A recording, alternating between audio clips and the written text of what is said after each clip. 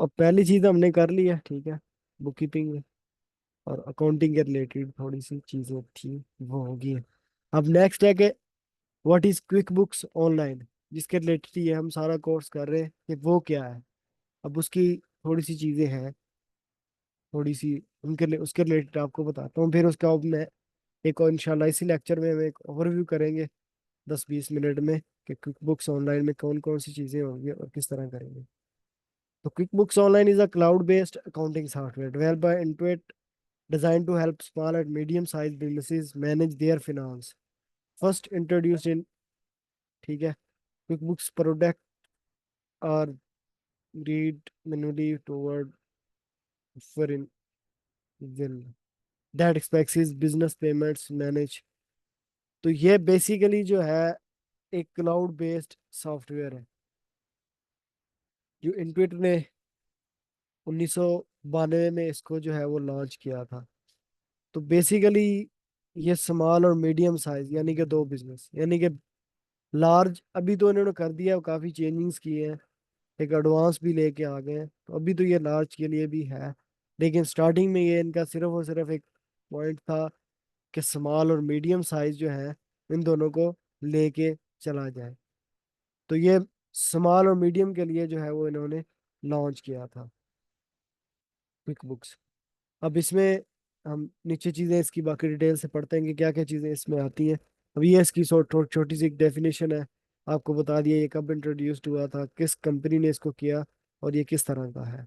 अब नेक्स्ट है, sorry, why do we need quick books, कि हमें क्विक बुक्स की ज़रूरत ही क्यों पड़ती है।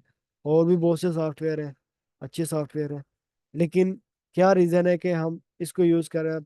यूएसए जो है वो 90% चले छोड़े 70 या 80% जो लोग हैं वो इसको यूज कर रहे हैं। उसकी रीजन क्या है कि ये पॉपुलर हुआ है, इसमें कुछ ऐसे फीचर्स हैं कि ये उनके लिए एक अच्छा काम कर रहा है। तो इसकी पॉपुलर पॉपुलर होने की सिर्फ एक ही रीजन है। अब quick book is a popular accounting software that automates book keeping and help you manage your business finance more efficiently. ठीक है, कि ये आपकी हेल्प करता है कि आप सारी चीज़ों को इजीली मैनेज कर सकते हैं। अब नेक्स्ट एक अकाउंटिंग सॉफ्टवेयर। अब इसमें देखें कि मैंने क्लाउड बॉयस को रेड किया और फिर अकाउंटिंग सॉफ्टवेयर को किया। तो अब इन दोनों की डेफिनेशन भी मैंने आगे कर दी है कि ये दो चीज़ें क्या हैं। अब अकाउंटिंग सॉफ्टवेयर क्या है, क्योंकि सवालात क्रिएट्स होते हैं, सवालात जन्म लेते हैं, तो वो सारी चीज़ें मैंने कर दी।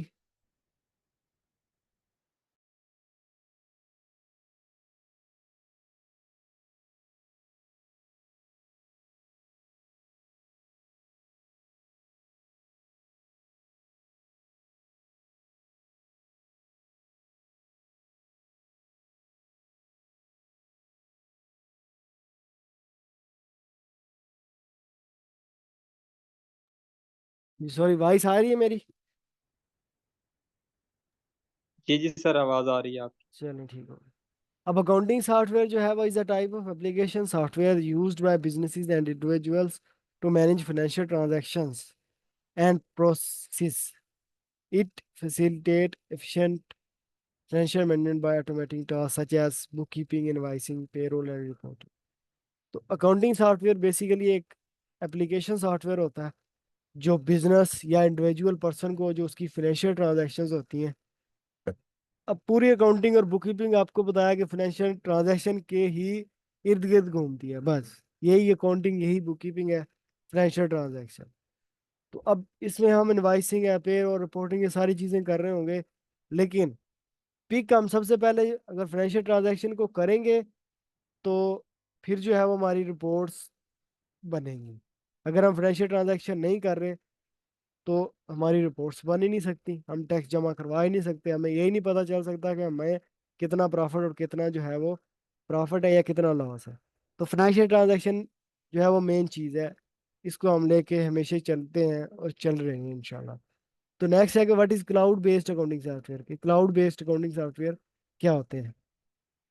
Cloud based accounting software, also known as online accounting software, is a type of accounting program that is accessed over the internet rather than being installed on local computer। अब बेसिकली जो है वो अकाउंटिंग सॉफ्टवेयर जो होते हैं या जो software होते हैं वो दो तरह के होते हैं। एक ऑनलाइन चल रहा होता है और एक आप अपने जो पीसी होता है उस पर इंस्टॉल कर रहे होते हैं। अब क्विक बुक जो डेस्कटॉप है उसको हम इंस्टॉल करते हैं लोकल कंप्यूटर पे, तो वो क्लाउड बेस्ड नहीं है। लेकिन जो क्विक बुक्स ऑनलाइन है ये हम थ्रू इंटरनेट इसको एक्सेस कर सकते हैं। तो ये एक ऑनलाइन अकाउंटिंग सॉफ्टवेयर है या क्लाउड बेस्ड अकाउंटिंग सॉफ्टवेयर है। ठीक है, इन दोनों तीनों पॉइंट्स की समझ आ गई है? जी अरसलान। जी जी सर, आ गया। तो सर, जो डेस्कटॉप है वो तो हम इंस्टॉल कर लेते हैं, और ये तो ऑनलाइन ही चलता है ना। ये जी जी। डिफरेंस है मेन। जी ये ऑनलाइन ही इसी चलता वजह है। से क्लाउड बेस से कहा जाता जी जी, इसी वजह से इसको क्लाउड बेस्ड कहा जाता है कि हम इसको थ्रू इंटरनेट एक्सेस कर सकते हैं। है। और राइट सर। जी अब बेसिकली जो अब फेमस जा रहे हैं या समझ लें कि जो अब mostly in the world use हो रहे हैं वो क्लाउड बेस्ड ही हुई हो रहे हैं। अब जो लोकल पीसी पे हम कर रहे होते हैं इंस्टॉल वो बहुत कम है। वो अब जिस तरह पाकिस्तान है, पाकिस्तान में अब थोड़ा सा ये कर रहे हैं कि लोग अब इस पे आ रहे हैं क्विक बुक्स पे। लेकिन वो जा रहे हैं अब क्विक बुक्स डेस्कटॉप पे। उसकी रीज़न है वो क्रैक वर्जन मिल जाते हैं या उसकी जो है वो सब्सक्रिप्शन कम है, सारी चीज़ें हैं। लेकिन वो क्रैक मिल जाते हैं, उसकी सारी रीज़न यही है, वो इस वजह से अपने बिजनेसेस को मैनेज कर रहे होते हैं। अब जो क्विक बुक्स ऑनलाइन है इसकी सब्सक्रिप्शन देनी पड़ती है, तो ये अफोर्ड ही नहीं करते इतनी सब्सक्रिप्शन। तो बेसिकली जो दूसरे बिजनेसेस अब यूके यूएसए में होते हैं वो इन चीज़ों को अफोर्ड कर रहे होते हैं और पे कर रहे होते हैं। अब नेक्स्ट है कि 5 basic functions of quick books. अब इसमें यानी कि मैंने टाइप्स बना दी हैं। यानी कि ये 5 बेसिक काम हो रहे होते हैं जिन पे जो है वो क्विक बुक्स रन हो रहा होता है। पहला है वेंडर, फिर कस्टमर है, फिर एम्प्लॉइज है, फिर कंपनी है और फिर बैंकिंग है। These heads are categorize as per the function and purpose is server. अब वेंडर, वेंडर हम कहते हैं अपने सप्लायर को। vendor is the in the top left corner, vendor is the first function. It enable a user to enter bill and use the pay bill function to enter it online payment along with the vendor center। अब इसमें क्या है कि vendor जो होता है अब supplier है। अब उसके हमने कोई चीज दी है किसी वेंडर से या सप्लायर से, तो उसको हमने ऑटोमेटिकली अपने जो है वो अकाउंटिंग सॉफ्टवेयर में एंटर भी तो करना है, उसका एक बिल बनाना है। तो ये बेसिकली बिल बना रहे होते हैं हम, इसमें उन बिल को पे कर रहे होते हैं। या इसी तरह अब एक it also allow want to make purchase order, record inventory and enter bill to schedule supplier payment। It help track upcoming payments। This automate the function associated with account payable। अब मसलन मैंने एक बिल एंटर किया, तो अब पहला impact क्या हुआ कि मेरी एक परचेज, मैंने सबसे ऊपर जो है वो हमारा परचेज का एक्सपेंस जो अकाउंट है वो बना और वो बढ़ गया। मतलब कि मैंने 2,000 की आपने कोई चीज़ खरीदी है, 2,000 में परचेज हो गया। सेकंड जो इम्पैक्ट पड़ता है वो हमारे अकाउंट पेएबल पे पड़ता है, कि यानी कि नीचे हमारा एक अकाउंट पेएबल भी क्रिएट हो गया साथ ही, जिसको हम लाइबिलिटी कहते हैं। अकाउंट पेएबल जो होता है या अकाउंट रिसीवेबल जो होता है, ये दो मेन चीज़ें होती हैं किसी भी बिजनेस के लिए। जब अब अकाउंट पेएबल क्रिएट हुआ तो ऑटोमेटिकली अब हम उसको खत्म भी तो करेंगे। अब क्या होगा कि जो हमारा एक्सपेंस है वो तो एक्सपेंस रहेगा। अब अकाउंट पेएबल किस तरह खत्म होगा? जब हम अपना बिल पे करेंगे, अब वो हम थ्रू कैश करें, थ्रू क्रेडिट कार्ड करें, जिस तरह भी करेंगे, तो जो हमारा अकाउंट पेएबल है वो खत्म होगा। तो अब वेंडर है, तो इसमें बेसिकली दो चीजें हो रही होती हैं, या बिल एंटर हो रहे होते हैं, या जो हम पे बिल्स कर रहे होते हैं। जो स्मॉल बिजनेसेस या मीडियम साइज बिजनेसेस होते हैं, जो सर्विसेज बिजनेस हो रहे होते हैं उनमें। लेकिन जो हमारा इन्वेंट्री का बिजनेस होता है ना, उसमें ये एक हमें जो है वो समझ लो कि एक मज़ेदार चीज़ें कुछ अलाउ कर रहा होता है, कुछ हमारे लिए बेनिफिटेड चीज़ें दे रहा होता है। तो इसमें अगर आप फर्स्ट जो है वो पैराग्राफ जो है या फर्स्ट जो है वो दो 2-3 लाइनें जो है वो आप लगा लो कि ये सर्विस बिजनेस के रिलेटेड है, और नीचे जो है वो इन्वेंट्री के रिलेटेड भी है। यानी कि जो हमारा वेंडर है हम उसको इन्वेंट्री के रिलेटेड किस तरह यूज कर रहे होते हैं। मतलब हम एक अपने सप्लायर को, जिस तरह आपने कोई चीज़ खरीदनी है तो सबसे पहले आप अपना एक परचेज ऑर्डर बनाते हो, अपने सप्लायर को भेजते हो, अपने वेंडर को, कि ये भाई मैंने चीज़ खरीदनी है तो ये मुझे किस तरह मिलेगी। यानी कि आपने एक परचेज ऑर्डर उसको भेज दिया, तो वो आपको रिटर्न करता है आपका परचेज ऑर्डर कि ये चीज़ इस तरह हुई। अब उसमें कुछ कुछ में वो कह रहा होता है कि ये इतनी क्वांटिटी मेरे पास नहीं पड़ी, कुछ में वो कह रहा होता है कि इसका रेट चेंज है, कुछ में कुछ, कुछ में कुछ। तो जब आपके पास एक परचेज ऑर्डर आता है ना, मज़ेदार बात यह है कि इस परचेज ऑर्डर का आपकी अकाउंटिंग या आपकी क्विक बुक्स पे कोई इफेक्ट नहीं है, ये जस्ट एक डॉक्यूमेंट है। लेकिन जब आप इसको रिकॉर्ड इन्वेंट्री करेंगे ना, या जब इसको आप इंटर बिल करेंगे, तो तब जाके ये आपके जो सिस्टम है उस पे ये इफेक्ट करेगा। ठीक है। जब ये आपका परचेज ऑर्डर है तो ये किसी चीज पे इफेक्ट नहीं कर रहा, लेकिन जब आप अपने परचेज ऑर्डर को कन्वर्ट इनटू बिल करते हो, तब ये जो है वो इफेक्ट कर रहा होता है। अब नेक्स्ट जो है, यानी कि जब आपने मतलब परचेज ऑर्डर एक बनाया, उसको आपने जो है वो इन्वेंट्री रिकॉर्ड कर लिया, इंटर बिल कर दिया, तो अब अकाउंट पेएबल जो है वो क्रिएट हो गया, अकाउंट पेएबल। और अब आपने एक पेमेंट शेड्यूल कर दी अपने जो है वो वेंडर को आपने पे भी कर दी, तो अब आपका अकाउंट पेएबल भी खत्म हो गया, और उधर आपका जो है वो एक्सपेंस भी आ गया, यानी कि आपकी लाइबिलिटी भी खत्म हो गई है, और जो है वो आपका जो एक एक्सपेंस अकाउंट है वो भी आ गया है। लेकिन अगर आप अकाउंट पेएबल को ख़त्म नहीं करते, तो जब तक आप इसको ख़त्म नहीं करते तो आपकी जो ये बैलेंस शीट में शो होता रहेगा कि आपने इस वेंडर के इतने पैसे देने हैं। ठीक है। इसकी समझ आ रही है कि वेंडर में हम क्या करते हैं। अब सर्विस बिजनेस का आपको सिंपल सा बता दिया कि उसमें हम इंटर बिल कर रहे होंगे या पे बिल कर रहे होंगे, ये सर्विस बिजनेस में।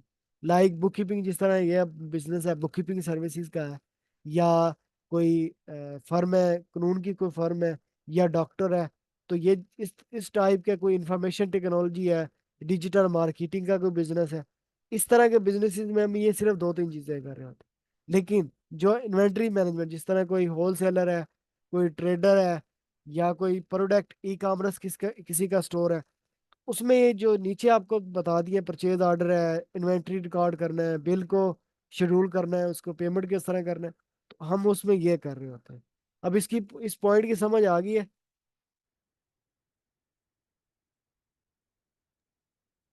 जी जी सर, समझ आ गई है। चलिए। सर, मैंने ये पूछना कि समटाइम जरूरी तो नहीं ना कि बंदा हर चीज कैश पे ही खरीदे, कुछ चीजें होती है बंदा वो उधार भी ले लेता है वेंडर से। हाँ बिल्कुल ले सकता है। तो मैं वही तो वही बता रहा हूँ ना, यानी कि अगर आपने, अगर مثلا कि आपने अपने वेंडर, सबसे पहले ये ना, इनवाइस जब भी इशू की जाती है ना, तो इनवाइस इसीलिए इशू की जाती है कि हाँ ये चीज़ हम अपने जो वेंडर है या कस्टमर है उसको उधार पे दे रहे हैं। लेकिन अगर आपको वो इतना हाफ एंड एक घंटे में दे दे पैसे, या जो है वो आपको एक दिन में दे दे, या आपने उसके साथ कोई टर्म्स रखी है कि आपने ये 20 दिन में देने हैं, तो वो जब आपको रिसीव हो जाता है तो आप अपना जो है वो उस बिल के अगेंस्ट आप जो है वो एक पेमेंट कर देते हैं। तो अब क्या होगा कि पेमेंट जो आपका अकाउंट पेएबल क्रिएट हुआ था, कि यानी कि आपने इसको पैसे देने हैं, वो भी खत्म हो गया, और आपका एक्सपेंस भी रिकॉर्ड हो गया। तो ये इस तरह प्रोसेस हो रहा होता है। जी अरसलान, आप समझ आइए। जी बेहतर सर, हाँ, ठीक। जो परचेज इनवाइस है ना, उसकी रीजन ही यही होती है, कि उसको क्रिएट करने का पर्पज ही यही होता है कि ये हम चीज उधार ले रहे हैं। लेकिन जब हम कोई चीज मसलन के नगद, एक मिसाल है, अब आप किसी से कोई चीज अपने वेंडर से मंगवा रहे हैं, तो अब आप क्या प्रोसेस होगा आपके ख्याल से। क्या करेंगे आप, मतलब कि सबसे पहले उसको आप उससे पूछेंगे ये चीजें मुझे चाहिए, अब वो आपको एक बिल बना के भेज देगा। अब उस बिल को आप अपने सिस्टम में रिकॉर्ड कर लोगे। अब आप एक घंटे में करो, दो में करो, तीन में करो, या उसी वक्त आप पेमेंट कर दो, तो क्या करोगे जब आप अपना बिल बनाओगे, तो अब इम्पैक्ट दो चीजों पे हुआ, एक तो आपका एक्सपेंस क्रिएट हुआ, दूसरा आपका अकाउंट पेएबल हो गया। लेकिन जिस तरह ही आपने उसकी पेमेंट कर दी, और आपने आधे घंटे में 5 मिनट में आपने अपने सिस्टम को भी बता दिया कि ये मैंने पेमेंट कर दिया, तो फिर मसला ही खत्म, आपका अकाउंट पेएबल खत्म, जो आपका एक्सपेंस है वो रिकॉर्ड हो गया। तो ये इस तरह बिजनेस काम कर रहे होते हैं। लेकिन अगर आप लॉन्ग टर्म चल रहे हैं, 30 दिन, 40 दिन है, 60 डेज है, या इससे ज्यादा है, तो फिर आपका अकाउंट पेबल खड़ा है, आपने अकाउंट पे पेबल देना है, अपने वेंडर को आपने पैसे पे करने हैं। ये इस तरह होता है, ये बस वेंडर का ये चीजें होती हैं सर्विस बिजनेस में और इन्वेंट्री बिजनेस में। जी ठीक है, चलें जी। अब नेक्स्ट आ गया जी कस्टमर। अब कस्टमर में क्या होता है, basically it manage the account receivable process of the business. This function allow the user to create and print invoice, email them to customers. You can track the AR by looking at the number of invoice it runs, and AR aging reports to track the number of days the invoices are overdue. अब पाकिस्तान में या UK US किसी के आप business में भी आप जाके देख लें, या आप उनकी अकाउंटिंग कर रहे होते हैं, तो ये दो मेन चीज़ें हो रही होती हैं, या अकाउंट रिसीवेबल या अकाउंट पेएबल। अब बाज़ औक़ात उनको यही मुसीबत होती है, उनको यही परेशानी होती है कि यार हमें कोई इस तरह का बंदा चाहिए। अब अपवर्क, फाइवर, फ्रीलांसिंग है या कहीं और है, अगर आपने इसमें अप्लाई किया हुआ है, इसके बारे में आपको आइडिया होगा।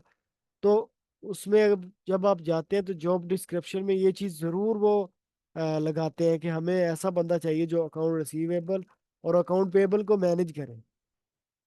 उसकी रीज़न ही यही होती है, कोई भी ओके अकाउंटिंग सर। सॉफ्टवेयर है इन चीज़ों को एक अच्छे वे में, एक अच्छे तरीके से कर रहा होता है। तो ये जो चीज़ मैंने रिवाइज की है कि अकाउंट रिसीवेबल और अकाउंट पेएबल का आपने मोस्टली जॉब की डिस्क्रिप्शन में देखा होगा। इस तरह का कोई आपका इत्तेफाक हुआ है या नहीं हुआ? जी जी सर, बहुत हुआ है, क्योंकि मैं लाहौर भी रह चुका हूँ। हम्म। तो मैं इन चीज़ों से गुजरा हूँ, मैंने देखा है, बहुत जॉब डिस्क्रिप्शन देखी है मैंने। हाँ, वही वही यही रीजन है। अब अकाउंटिंग सॉफ्टवेयर आ रहे हैं, अब स्पेशली जो अब ये है जो इंशाल्लाह आप सीख जाएंगे क्विक बुक्स ऑनलाइन। तो इसके बाद जो है वो इंशाल्लाह आप खुद कहेंगे कि वाकई जो चीज़ें आपने कही थी वो वाकई ही जो है वो हमने अप्लाई की हैं और वाकई ही वो ठीक हुई हैं। तो इसमें जो एक रिपोर्टिंग का सिस्टम है ना, वो मुझे बहुत पसंद आया, और वो बहुत ही मज़ेदार है। आप जिस तरह मर्जी चाहें अपनी रिपोर्ट्स को आप बना सकते हैं, क्रिएट कर सकते हैं, उनको एडिट कर सकते हैं, कस्टमाइज कर सकते हैं। अगर कोई एक्स्ट्रा चीज़ आपको चाहिए उसमें ऐड कर सकते हैं, किसी चीज़ को रिमूव करना है उसको रिमूव कर सकते हैं। चाहे वो अब क्विक बुक्स डेस्कटॉप है, चाहे वो क्विक बुक्स ऑनलाइन है, दोनों में कमाल की जो रिपोर्ट्स का फीचर है ना, वो कमाल है हर लिहाज से। अब इसमें एजिंग रिपोर्ट क्या है? अब एजिंग रिपोर्ट चाहे वो उसकी है अकाउंट रिसीवेबल की है या वो अकाउंट पेएबल की है। एजिंग रिपोर्ट ये होती है कि मसलन के उसमें आपको ये शो करवाया जा रहा होता है कि जो आपने अंडर 30 डेज में जो इनवाइसेस की हैं वो ये है, जो 60 डेज में ओवरड्यू पड़ी है वो ये है, और जो 90 दिन की पड़ी है वो ये है। तो आपको इजीली उनको मेंटेन करने में आपको जो मसला क्रिएट नहीं होता। आप उनको रिमाइंडर भेज सकते हैं, उनको कॉल कर सकते हैं, उनके साथ डिस्कस कर सकते हैं कि सर ये चीज़ है, इतने दिन से आपकी ये इनवाइस ओवरड्यू पड़ी है तो काइंडली इसको पे कर दें। ये इसका एक मज़ेदार फीचर है। आप अब ए आर एजिंग रिपोर्ट जो इसकी है ना, वो आप जिस तरह मर्जी चाहें आप इसको उसको इम्पोर्ट कर सकते हैं। अब पहले में देखो कि यहाँ मैंने आपको बताया था ना, इंटर बिल और पे बिल, तो इसका मुतरादफ ही समझ लो इसमें हो रहा था कि हम एक अपने, अब ये चीज जो वेंडर है ये हम इससे चीजें ले रहे हैं, हम इसके कस्टमर हैं, ये हमारा वेंडर है। लेकिन जो कस्टमर में होता है वो उल्टा हो जाता है कि हम जो अब हम उसके जो है वो सॉरी उसे हम उसको सर्विसेज प्रोवाइड कर रहे हैं, वो अब हम उसके लिए वेंडर हैं लेकिन वो हमारा कस्टमर है। अब यानी कि ये थोड़ा सा प्रोसीजर उल्ट होता है दोनों में, वेंडर और सप्लायर का। जब अब हम अगर किसी से सर्विसेज या प्रोडक्ट ले रहे हैं तो हम उसके कस्टमर हैं, लेकिन अगर हम किसी को दे रहे हैं तो वो हमारा कस्टमर है, हम उसके वेंडर हैं। तो ये दोनों चीज़ें हो रही होती। अब इसमें क्या हो रहा था कि जब हम किसी के वेंडर हैं, सॉरी हम जब हमारा कोई वेंडर या हमारा कोई, हम किसी सप्लायर से ले रहे हैं, तो अकाउंट पेएबल क्रिएट हो रहा है, बिल बना रहे हैं, बिल हमें दे रहा है, हम अपने सिस्टम में एंटर कर रहे हैं, उसको पे कर रहे हैं, तो ये हमारा अकाउंट पेएबल है। लेकिन जो कस्टमर हमारा होता है हम उसको एक इनवाइस भेज रहे हैं। अब इसमें भी हम एक एस्टिमेट बना सकते हैं, यानी कि अब अगर आपके पास कोई कस्टमर आता है कि यार ये चीज़ें मैंने लेनी है तो मुझे कितने भी मिल जाएंगी, तो आप उसको एक कोटेशन भेज देते हो जिसको हम एस्टिमेट भी कहते हैं कि ये चीज़ें आपको इतने पैसों में मिल जाएंगी। ठीक है। तो नेक्स्ट जो है वो आप उस एस्टिमेट में से एक इनवाइस बना लेते हैं। जब आप इनवाइस क्रिएट करते हैं तो आपका जो अकाउंट रिसीवेबल है वो क्रिएट हो जाता है कि इस बंदे से हमने इतने पैसे लेने हैं। और जब हमें वो पेमेंट कर देता है मसा कि 30 दिन के अंदर या उसी वक्त, तो हम अपने सिस्टम में उसको रिकॉर्ड कर देते हैं कि इसने जो है वो पे कर दिया है। तो जो अकाउंट रिसीवेबल का अकाउंट है वो जीरो हो जाता है, और जो हमारी सेल है वो क्रिएट हो जाती है। अब जो अकाउंट रिसीवेबल होता है वो बेसिकली जो है वो एक हमारा एसिड है, ठीक है, क्योंकि ये हमें फायदा दे रहा होता है। हमें पता होता है कि ये हमारे इतने अकाउंट रिसीवेबल है, हमने इतने पैसे लेने हैं। और जो वेंडर है, ये हमारी एक लाइबिलिटी है, अकाउंट पेएबल, कि हमने इसके इतने पैसे देने हैं। तो ये हमारी लाइबिलिटी होता है वेंडर, यानी कि इसको हमने पैसे देने होते हैं। और जो कस्टमर है ये हमारी जो है वो एसिड होता है, कि इससे हमने इतने पैसे जो है वो लेने हैं। ठीक है।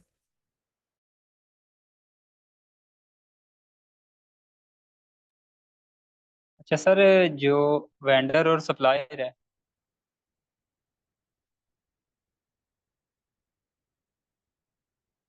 सर मेरी आवाज़ आ रही है आपको?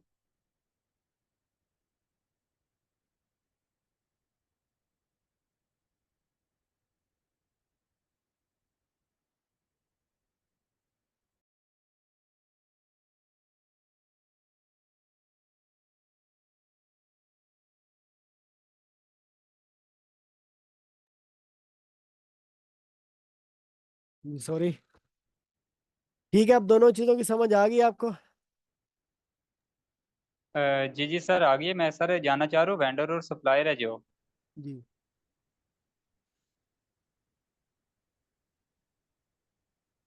सर मेरी आवाज़ आ रही है आपको? जी अभी आई है, अब कट हो रही थी पहले। मैं वेंडर और सप्लायर में मेन डिफरेंस ये जानना चाह रहा हूँ। जो वेंडर है उससे हम चीज़ें खरीदते हैं, सप्लायर मेन वो होगा जो हम तक सप्लाई करेगा, हमें पहुंचाएगा। नहीं, एक ही नेम है, नेम एक ही है। ओके। हाँ, वेंडर और कोई डिफरेंस नहीं है, वेंडर और सप्लायर एक ही होता है। कुछ जो है वेंडर कह रहे होते हैं, कुछ सप्लायर कह रहे होते हैं, एक ही चीज का दो दो नेम है। ऑलराइट। जी। ओके, और थैंक यू। चलो चलो ठीक है। अब नेक्स्ट है एम्प्लाई। अब एम्प्लॉयज का आपको पता है कि इसमें हम सारी चीजें जो है वो पे रोल कर रहे होते हैं। लेकिन आपको पता है कि ये बेसिकली जो है वो हमारा काम नहीं होता, ठीक है, हम नहीं कर रहे होते इसमें। बुक कीपर जो होता है कुछ में कर रहा होता है, लेकिन मोस्टली में हम ये काम नहीं कर रहे होते। लेकिन इसमें अब के इसमें भी अभी इसकी भी सब्सक्रिप्शन अलग से होती है सारी चीज़ें, और तो वो अलग से करवा रहे होते हैं। अगर आपको कुछ कहते हैं या कुछ करने करना पड़ता है, तो वो भी इंशाल्लाह हम इसमें अगर पॉसिबिलिटी हुई तो कोई एक पेरोल का भी एक छोटा सा सेक्शन रख लेंगे। लेकिन बेसिकली मोस्टली जगह पे आप नहीं कर रहे होते। लेकिन इसमें जो पेरोल का एक मॉड्यूल भी होता है, क्या कहते हैं इसको, क्विक बुक्स में, ठीक है।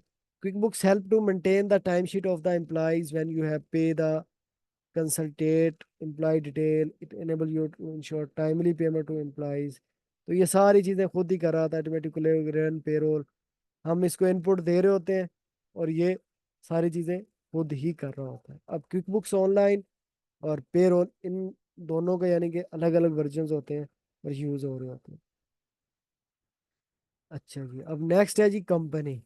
It help to create and update the chart of accounts. It allow user to keep simple and run chart of accounts, stay on top of their finance in the fielding. Items and services are key for customer as it contain all the detail of information and help in presets to create bills. अब पहला जो मैंने पढ़ा आपको, आपने को पढ़ाया वो वेंडर था, सप्लायर, वेंडर या सप्लायर एक ही है। कस्टमर फिर एम्प्लॉय के रिलेटेड अब कंपनी है। अब इस कंपनी में हम जितनी भी आपके कंपनी के रिलेटेड चीजें हैं ना, चाहे उसका नेम है, लोगो है, उसका जो है वो अकाउंटिंग पीरियड है, उसके जो है वो चार्ट ऑफ अकाउंट्स है, जितनी भी यानी कि आपकी कंपनी के रिलेटेड ट्रांजैक्शन है ना, सॉरी, जो इंफॉर्मेशन है वो इसमें आ रही होती है।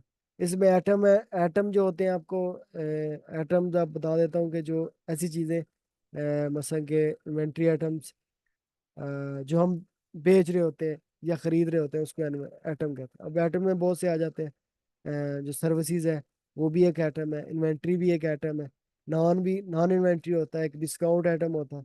तो ये डिफरेंट टाइप होते हैं, वो भी हम कंपनी के अंडर ही कर रहे होते हैं। तो ये कुछ कंपनी के रिलेटेड था। लास्ट होता है कि बैंकिंग। अब बैंकिंग जो होता है, banking function help to pay bills to customer, you can use the print cheque function to print bill, You can check the register to track the banking activity. You can pay online through bank transfer or check directly with just few clicks and pay multiple bills at once. You can also make payments to the supplier by credit card in QuickBooks. तो banking में हम सारे जो bank के related चीजें होती हैं, यानी कि आपको बैंक स्टेटमेंट्स क्लाइंट प्रोवाइड करते हैं, तो हम इसमें जो है वो कर रहे होते हैं उसके रिलेटेड। ठीक है, जितनी भी यानी कि हम बैंक के रिलेटेड कर रहे होते हैं, तो वो इसमें आ रही होती है। अब मैं एक चीज आपको और बताता हूँ। स्क्रीन मेरी शेयर हो रही है कि नहीं हो रही? जी जी सर, हो रही है, बैंकिंग वाला ऑप्शन चल रहा है। अच्छा चलो ठीक है। हाँ बताइए, अच्छा चले। अब समझ आ गया इन चीजों की जो जो आपको बता दी है,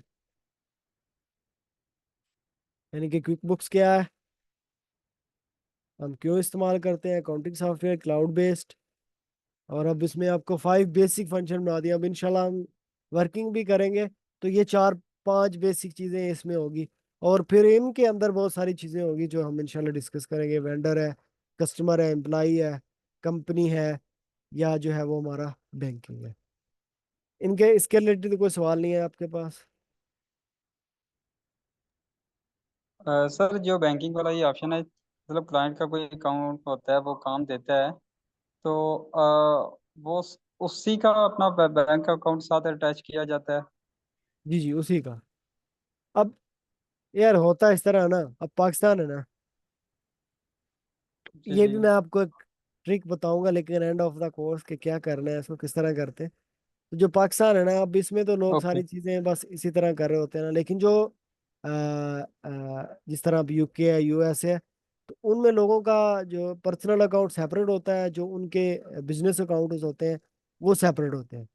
वो ओके। बाजुकात कनेक्ट्स होते हैं उनके, आपको जस्ट उनको पिक करना होता है, जो ट्रांजैक्शन है उनको कैटेगराइज करना होता है। लेकिन बाजुकात वो आपको पीडीएफ या एक्सेल में जो है वो बैंक स्टेटमेंट देते हैं। अब वो चाहे आपको एक्सेल या पीडीएफ में दे, या आप उनका बैंक कनेक्ट हो, तो ये आपका इशू नहीं है। आप उसको जिस तरह चाहें आप अपनी मर्जी से कर सकते हैं।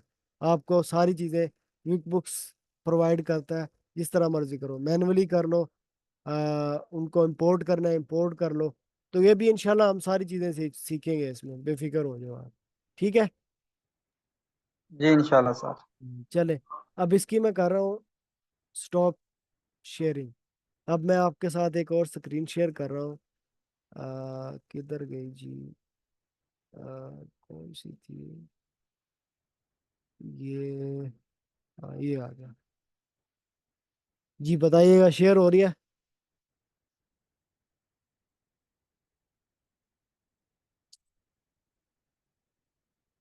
जी अरसलान, शेयर हो रही है? जी सर, हो गई है।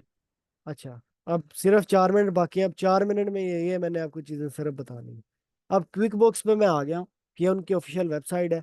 अब इसमें आपको नज़र आ रहा होगा कि इसमें अब अ, 4 जो है वो उन्होंने अभी बना दिए हैं। इसको क्या कहते हैं, वर्जन लगा लो, या जो है वो उनका जो भी आप इनको जो भी समझो, एक पैकेजेस बना दिए उन्होंने। अब सबसे पहले सिंपल स्टार्ट है, फिर एसेंशियल्स है, फिर प्लस है, फिर एडवांस है। अब आपको नजर आ रहा होगा। अब आपने इसको जाकर, लिंक मैं दे दूंगा इसका, इसको आपने भी खुद भी जाके इसको देख लेना ये क्या क्या चीज़ें। अब इसकी प्राइस वगैरह आपको नजर आ रही है कि ये सारी 6 पाउंड जो पर मंथ है, ये 9 9 लगा लो, ये 12 है, ये 22 या 23 होगा जो भी है।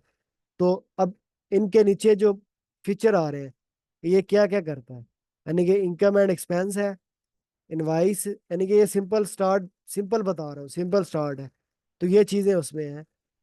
ठीक है, कनेक्ट यूर बैंक है, ट्रैक जीएसटी वैट है, इनसाइड रिपोर्ट्स है, प्रोग्रेस इनवाइस है। एक आप इसमें अकाउंटेंट कर सकते हैं ऐड, और एक आप खुद होंगे।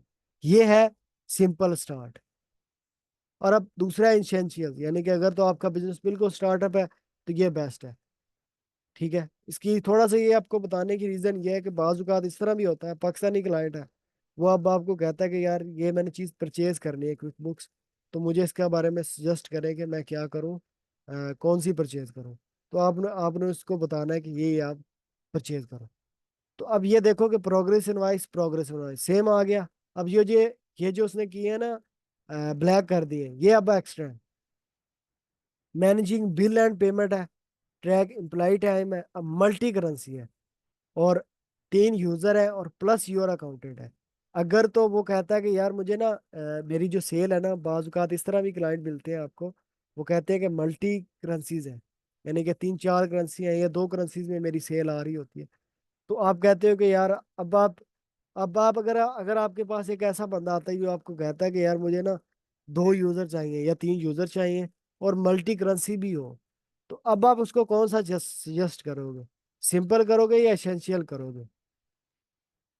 उसे सर डेफिनेटली इसेंशियल करेंगे। दैट इज ग्रेट, क्योंकि इसमें वो फीचर है, इसमें फीचर नहीं है। अब इसमें एक यूजर है प्लस अकाउंटेंट है, 2 बंदे हो गए, लेकिन वो कह रहा है मुझे 3 4 चाहिए। अब 3 यूजर है प्लस योर अकाउंटेंट, 4 बंदे इसमें हो गए, मल्टी करेंसी भी है, क्योंकि उसके लिए मोर बेनिफिट है। लेकिन अगर आपके पास अगर बंदा एक आता है कि मैंने इन्वेंट्री मैनेजमेंट करनी है, तो इन दोनों में से आप कौन सा दोगे उसको, सिंपल या एसेंशियल?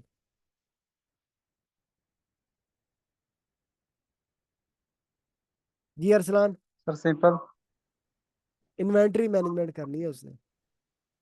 जी सर। हाँ तो सर उसके लिए फिर सिंपल ही बेहतर रहेगा। नहीं, गलत। आगे आओ। अब इसमें आपको, अब आप देखो कि यहाँ तक क्या है, मल्टी करेंसी तक हो गया। अब नेक्स्ट आ जाओ, क्या कह रहा है वो, recurring transaction and bills, track inventory, track project, manage budgets for 5 user plus your accountant. तो अब इसमें देखोगे इन्वेंट्री का ऑप्शन भी आ गया, तो ये हम उसको कहेंगे कि आपके लिए प्लस बेहतरीन है। बाकी लास्ट अभी जो है, ये है एडवांस। एडवांस में अब मोस्ट ज़्यादा फीचर आ गए हैं, अब 25 यूज़र हो गए हैं, ये सारी चीज़ें भी इसमें हो रही होती हैं। रूल अगर आपने किसी को एक्सेस देनी है, आप अपनी मर्जी से जो है वो यूज़ दे सकते हैं इसको एक्सेस।